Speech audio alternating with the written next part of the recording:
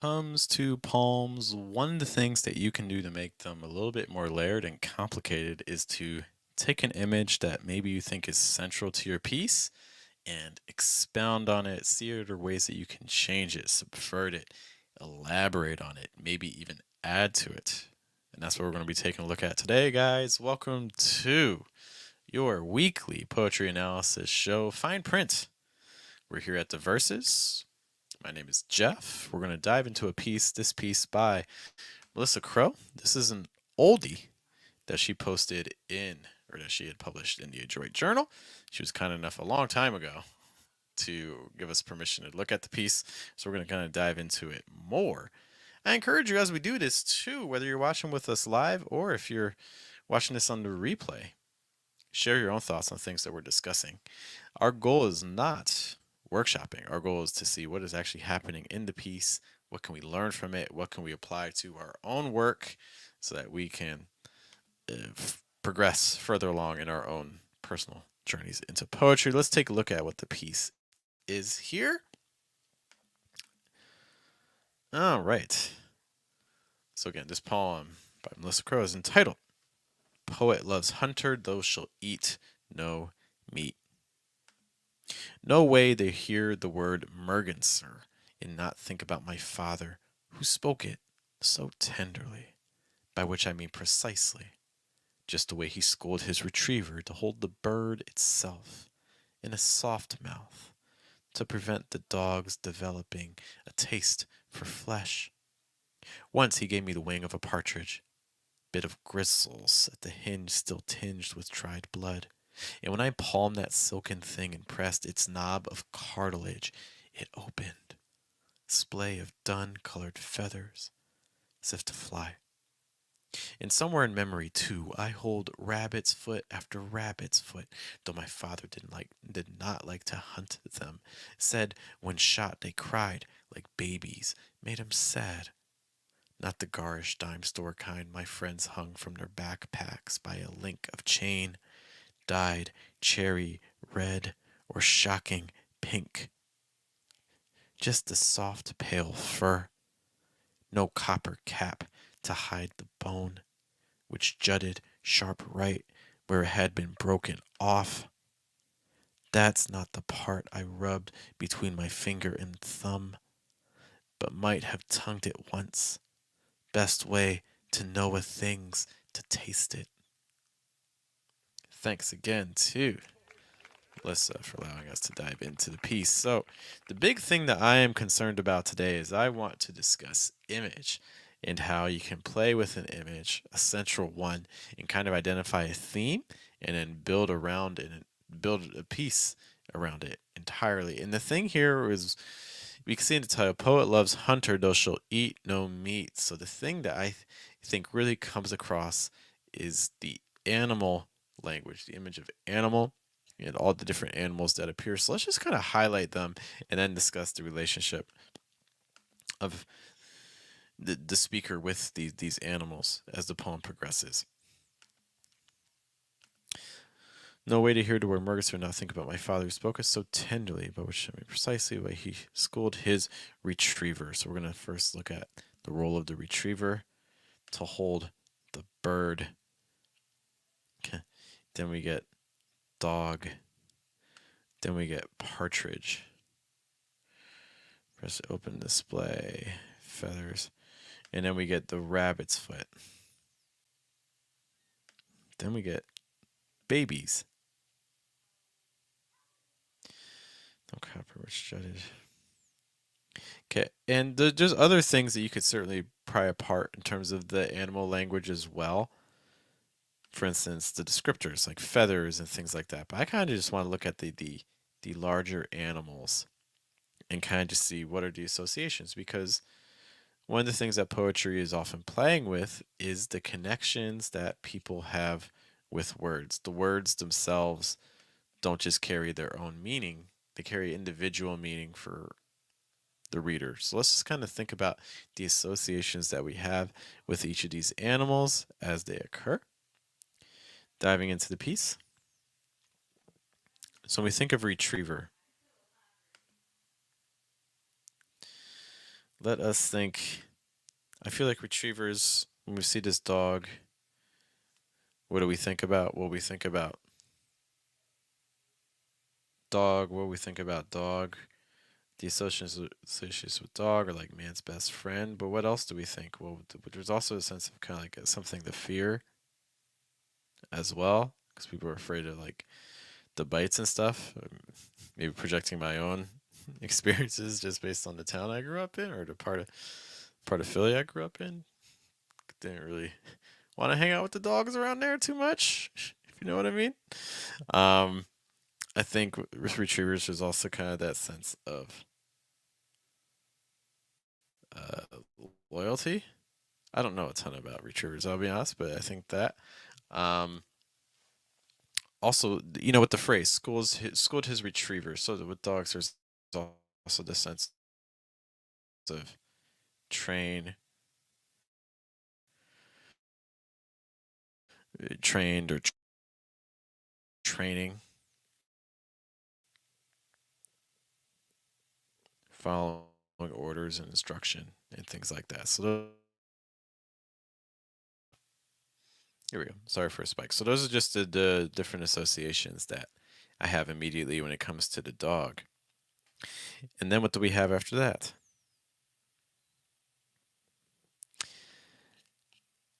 And I'm guessing I don't know what Margaret's means, but I'm guessing Margaret's and if you know, I don't want to Google to cause a spike, but I'm guessing this is a type of bird.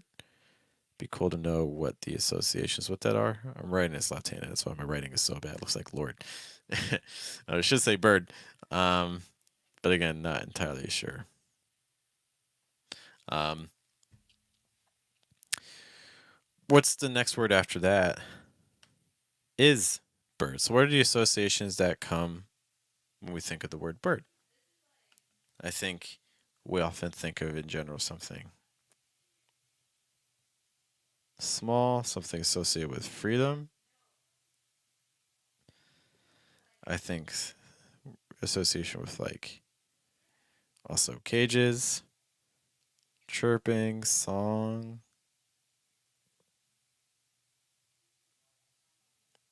flight.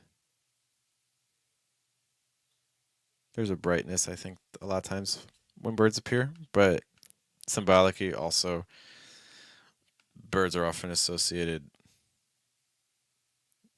in poetry and literature with like death, tragedy, foreboding.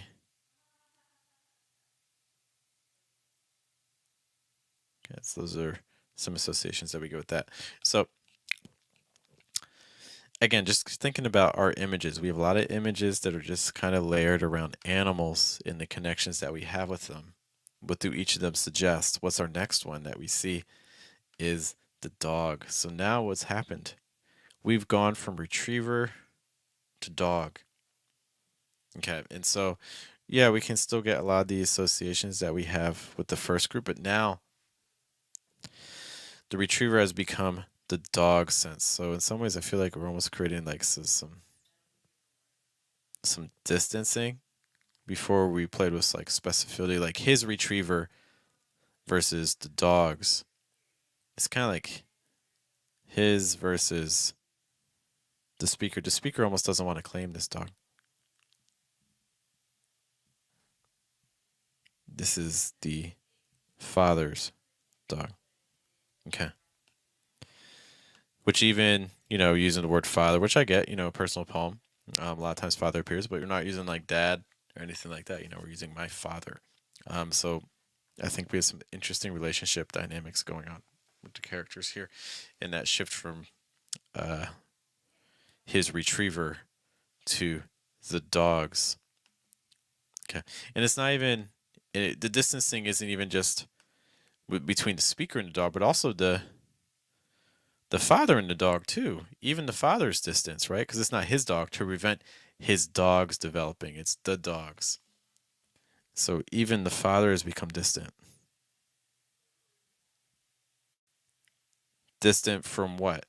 The dog developing a taste for flesh. So there's this distancing as the dog becomes more wild in the poem.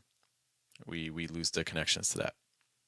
So notice how the image has shifted, the intimacy of his retriever, the distancing of the dog. What's up to Joshua? Great to see you, sir. I'm glad you mentioned your show was successful, so that's really exciting. Happy for you. Okay, other things that you guys noticed that I haven't or haven't mentioned, feel free to put them in the chat or in the comments if you're watching later. Once he gave me the wing of a partridge. So now, so we have the specific bird. I don't know much about partridges. On the 12 days, that's what I think of immediately, like the 12 days of Christmas. I don't think I'm alone in that either, but maybe I am. You guys can let me know. Is that the association you have with partridges? Do you even know what a partridge looks like? I do not. I'll be honest. My wildlife knowledge is not great. I use a lot of like nature stuff, but my nature knowledge is actually not super strong. It's a lot of googling. Um, so isn't it really interesting here? And this is again just the joys that I think come with playing with image. We've gone from retriever to dog, but then we have an opposite dynamic, right? Because we've gone from the bird, and obviously it's not the same bird, to a partridge. Okay, so we go from distancing to intimacy, naming, specificity, the partridge. And it's ironic because also the dog becomes distanced as it develops a taste for flesh. But the bird becomes specific when it is the flesh, right? It's tinged with blood and there's the gristle. And then press the silken thing and press this knob of cartilage opened as if to fly. We're getting into these really beautiful but also horrible. Josh is saying he looked up one day for the partridge. See? We get the more we get into that very concrete, wild, bloody, fleshy description of the partridge, that's when the partridge becomes specific. When the dog develops a taste for the flesh and gets wild, that's when it goes distanced. So these are kinds of little dynamics that I would really encourage you in your own pieces to kind of play with to see how can you kind of amplify them in your own poem because they add to the tension of things. Some other things that we have going on. So we have rabbit's foot. Somewhere in my memory too, I hold rabbit's foot after rabbit's foot. So rabbit's foot, rabbits, we think of luck. I think we also think of prey. Rabbits are kind of skittish, right? And maybe luck is for some people too. Okay. In that repetition, rabbit's foot after rabbit's foot. Somewhere in my memory too, I hold rabbit's foot after rabbit's foot. I like that little irony. So in the memory, there's rabbit's foot and rabbit foot that we hold on to. And yet in the thing that we're remembering, we have one and then we have another one, almost like we've forgotten one. So I need a replacement. So I like that kind of juxtaposition there, right? So somewhere in my memory, I too hold rabbit's foot. It's not just one. It could have just been a rabbit's foot. No, I repeat it. So that's that sense of losing. I hold in my memory like it's there, but the memory is it's constantly being lost and replaced. So I like that the dichotomy there. And that dichotomy is also reemphasized by that my father did not like. Okay, so I keep holding these rabbit's feet. Okay, there's this attraction to the rabbit's foot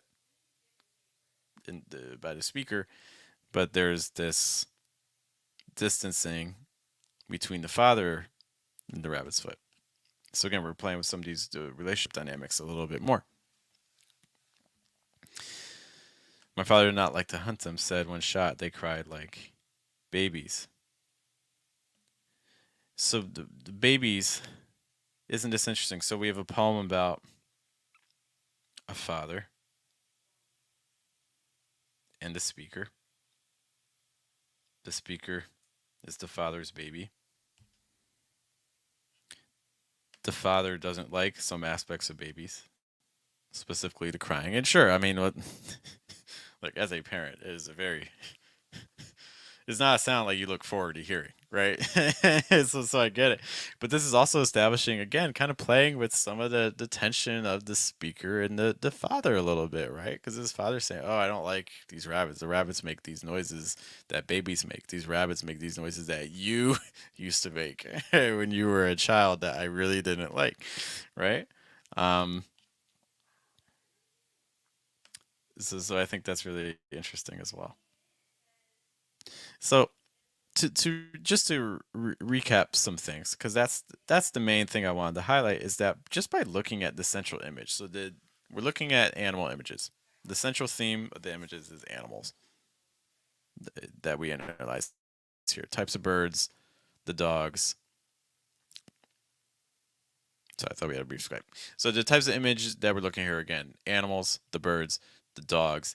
But we're able to use these animals to, yeah, talk about the animals, but also highlight a lot of the dynamics and the relationships between the speaker and the father, the central characters of the piece.